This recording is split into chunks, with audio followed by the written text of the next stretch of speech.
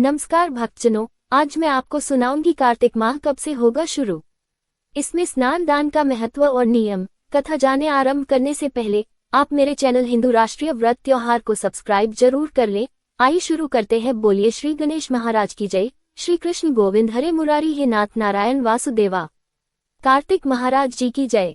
कार्तिक माह बेहद पुण्यदायी माना गया है।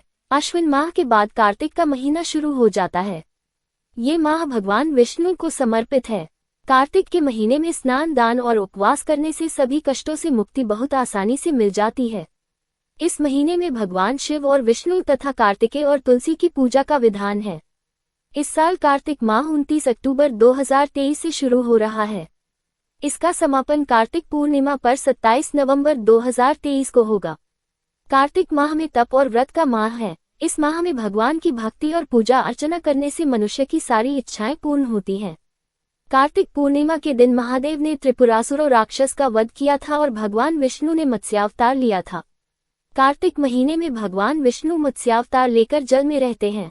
ऐसे में कार्तिक के पूरे महीने सूर्योदय से पूर्व नदी या तालाब में स्नान करने और दान करने से वैकुंठ लोक की प्राप्ति होती है। वह पाप मुक्त हो जाता है। कहते हैं स्वन्य देवतागण भी कार्तिक माह में गंगा में स्नान करने धरती पर आते हैं। कार्तिक माह में क्या करें? कार्तिक महीने में सूर्योदय से पहले उठकर पवित्र नदी के जल से स्नान करें। किसी नदी में स्नान भी कर सकेत हैं। इससे मोक्ष प्राप्त होता है, पाप धुल जाते हैं। खाली पेट पानी के साथ तुलसी के कुछ पत्ते खाएं। मान्यता है इससे साल भर बीमारियों से राहत रहती है। कार्तिक के महीने में रोजाना तुलसी के नीचे दीपक लगाएं और परिक्रमा करें। इससे धन लक्ष्मी प्रसन्न होती है। कार्तिक माह में दिया गया दान जैसे अन्न, ऊनी वस्त्र, तिल, दीपदान, आंवला दान करने से हर तरफ से लक्ष्मी की कृपा मिलती है।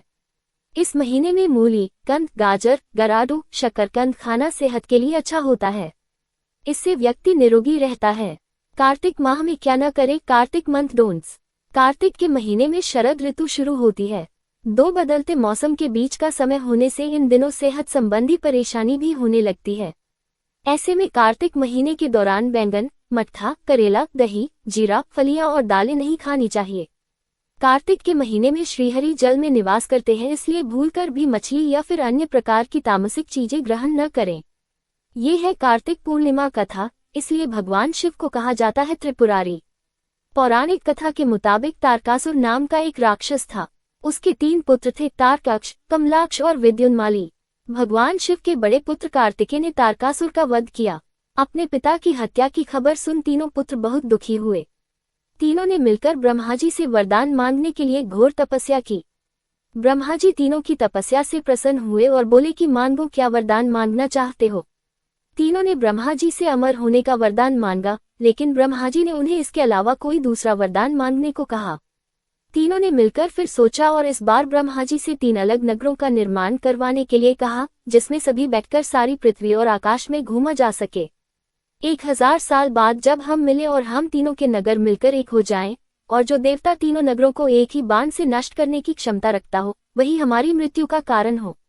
ब्रह्मा जी ने उन्हें ये वरदान दे दिया। तीनों वरदान पाकर बहुत खुश हुए। ब्रह्मा जी के कहने पर मयदानव ने उनके लिए 3 नगरों का निर्माण किया।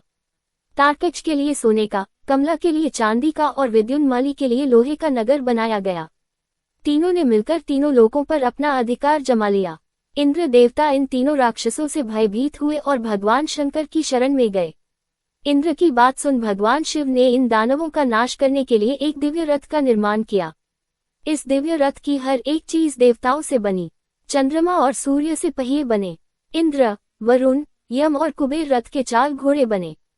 हिमालय धनुष बने और शेषनाग प्रत्यंचा बने। भगवान शिव खुद बाण बने और बाण की नोक बने अग्निदेव। इस दिव्य रथ पर सवार हुए खुद भगवान शिव। भगवानों से बने इस रथ और तीनों भाइयों के बीच भयंकर युद्ध हुआ। जैसे ही ये तीनों रथ एक सीध में आए, भगवान शिव ने बाण छोड़ तीनों का नाश कर दिया। इसी वध के बाद भगवान शिव को त्रिपुरारी कहा जाने लगा।